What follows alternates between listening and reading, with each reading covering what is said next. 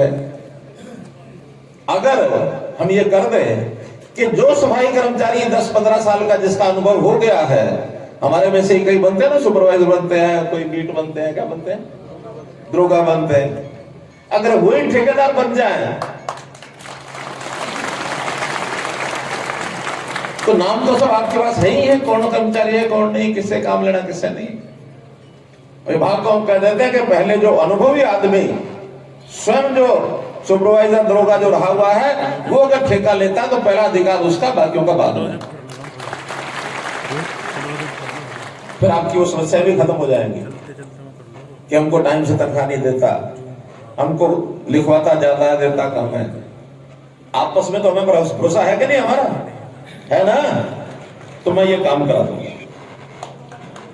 इसलिए मित्रों, सफाई कर्मचारियों को जैसा मौसम के हिसाब से 2 बार वर्दी, 1 बार जूते, ये भी हमने पहले शायद 1 बार में थे, इसको हमने 2 बार किया। हमने जो विशेष भत्ता होता है सफाई कर्मचारियों का 350 से ये 650 भी कर दिया था। अब ये बातें पुरानी हो गई, लेकिन कुछ चीजें नई हैं जिसकी डिमांड आज रखी गई है मेरे सामने। जैसे वेतन, ये ठीक है कि जब हम आए तो 8,000 के आसपास वेतन मिलता था गांव में, शहर में शायद 9-9,500 मिलता था, ऐसा ही था ना 2014 में। अब बढ़ाते बढ़ाते 12,500 और 14,000 ये लेके आए हैं, 12,500 और 14, 15,000, 12,500, 15। तो मित्रों, थोड़ा सा गैप ज्यादा है, इस गैप को थोड़ा कम भी करना है। अब जमाना इतने गैप का नहीं है। ये ठीक है कि गांव वाले को थोड़ा खर्चा कम पड़ता है, शहर वाले को ज्यादा पड़ता है, इसलिए थोड़ा सा रखना पड़ता है। लेकिन अब आज से गांव वालों के 12,500 की बजाय इसकी 14,000 तनख्वाह की जाती है।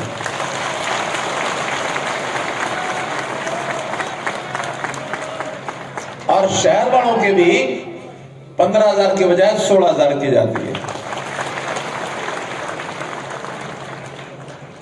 और एक बात, अभी ये जो तनख्वाह टाइम से नहीं मिलती है, इसको भी झंझट को खत्म कर दिया हमने।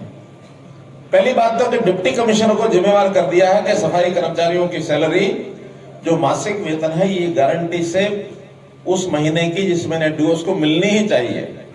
मान लो उसके पास ऊपर से पैसा नहीं आता, तो हर डीसी को हमने 1 करोड़ रुपया अलग से वहां रख दिया है, रिजर्व में रख दिया कि जिस महीने आपके पास ना आए वहां उनको तनख्वाह दिलाओ। लेकिन इस 1 करोड़ की जरूरत नहीं पड़ेगी।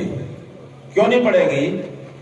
जो हमारी ग्रांट जाती है, चाहे गांव को जाती है, चाहे शहर को जाती है, क्योंकि अब मैं फाइनेंस मिनिस्टर भी हो गया हूं तो मुझे थोड़ा कंट्रोल वहां करना आ गया है, तो हमने सेक्रेटरी जो फाइनेंस है उसको कह दिया है कि जो ग्रांट जाती है उसमें जो तनख्वाहें हैं या कोई किराया है, इसका हिस्सा अलग कर दो, जो हर महीने अलग से उसी खाते में जाएगा जिसमें से तनख्वाह देनी होती है। वो और किसी काम में ना कोई गांव ना शहर लगा ही नहीं सकता।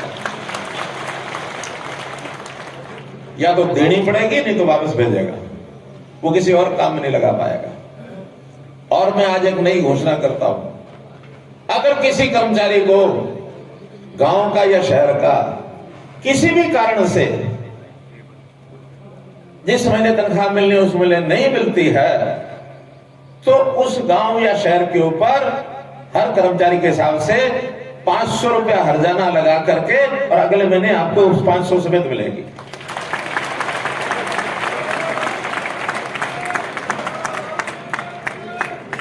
क्यों नहीं देगा? आखिर टाइम से देना ही चाहिए। पैसा सरकार भेजती है उनको, हर गांव को और शहर को।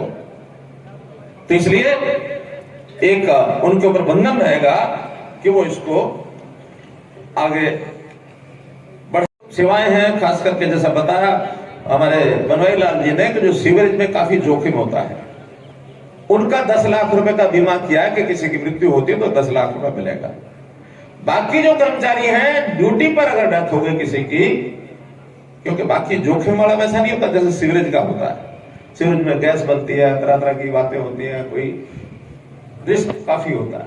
लेकिन सामान्य कर्मचारी अगर उसकी काम करते समय किसी, वैसे हमारी इच्छा तो प्रभु से ये है कि सब सही सलामत रहे, लेकिन दुर्घटना क्या पता किसका कब क्या हो जाए, तो काम करते समय होती है। तो प्रधानमंत्री जीवन सुरक्षा योजना में उसका भी 5 लाख रुपए का बीमा घोषित करते हैं। और किसी सफाई कर्मचारी की सामान्य मृत्यु होती है, काम पर नहीं है लेकिन सामान्य कहीं भी है, उसका भी 2 लाख रुपए का बीमा घोषित करते हैं। ये प्रधानमंत्री जीवन सुरक्षा योजना एक है, उसके तरफ में इसको जोड़ दिया है। मित्रों, कुछ बातें हमारे सरकारी हरियाणा कर्मचारी आयोग ने जो हमको और लिख के दी है, सीवरमैन की सैलरी, सीवरमैन की सैलरी बताते हैं अलग अलग है, कहीं 11,000 है, 10,000 है, उनकी भी आज से 12,000 रुपया सीवरमैन की सैलरी भी फिक्स कर लेते हैं, 1,000 के लगभग उनकी भी बढ़ जाएगी। इसी प्रकार एक्स ग्रेशिया का लाभ, जो नियमित कर्मचारी होते हैं उनको एक्स ग्रेशिया का लाभ, यानी दुर्घटना होने पर एक नौकरी परिवार में मिल जाती है, आयु के हिसाब से उसके कुछ नियम बनाए हुए हैं। अगर नौकरी नहीं है तो जब तक रिटायर नहीं होता तब तक उसकी पूरी तनख्वाह मिलती है। ये अभी तक केवल नियमित कर्मचारियों को मिलती थी, लेकिन लगभग 2600 कर्मचारी ऐसे हैं जो पार्ट 2 में है, हमारे पास ऑन रोल है लेकिन नियमित पक्के नहीं है। ये सुविधा उन 26 के लिए भी बढ़ाई जाती है, 2600 कर्मचारियों के लिए।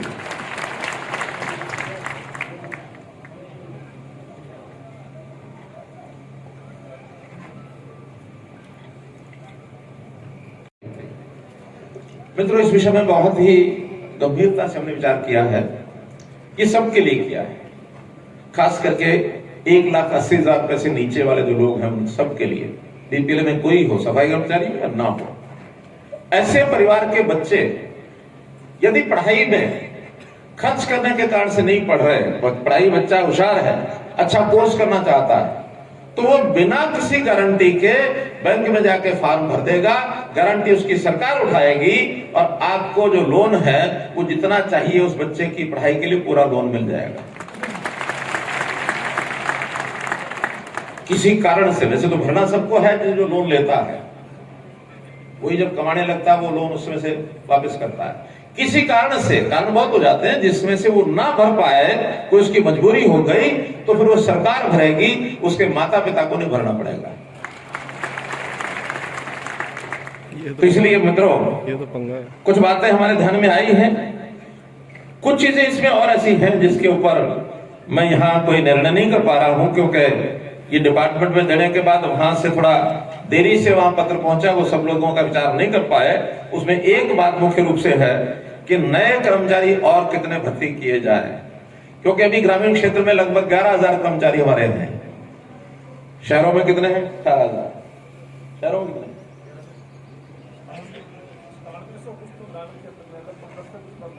10,000। अच्छा ठीक है, 11,000 पोस्टें सैंक्शन हैं, तो जितने कम रह गए उसकी तुरंत भर्ती कराएंगे। और भी बढ़ाने की आवश्यकता होगी तो डिपार्टमेंट को बताऊंगा, बैठ के सारा एक विचार करें ताकि और जो आवश्यकता वो भी करें। लेकिन इसमें एक बात मैं आपको बताना चाहता हूं, हम सफाई कर्मचारी हैं, हमारे हो सकता है हमारे पिताजी दादाजी सफाई कर्मचारियों के रूप में आगे बढ़ते रहे हों, लेकिन क्या जरूरी है कि हमारे बच्चे आगे सफाई कर्मचारी ही बने? क्यों नहीं ना चाहते? तो इसलिए उनकी पढ़ाई, इस पर आप पूरा ध्यान रखना। कोई बच्चा किसी का ऐसा नहीं रहना चाहिए जिसकी पढ़ाई बीच में आपने छुड़वा दी हो। आज के समय में 10वीं 12वीं तो हर किसी के लिए अनिवार्य है। 12वीं के बाद बच्चे की पढ़ाई का रुचि कैसी है, उसकी योग्यता कैसी है, उसको आगे बढ़ने के लिए आप लोगों ने कभी नहीं छोड़नी है।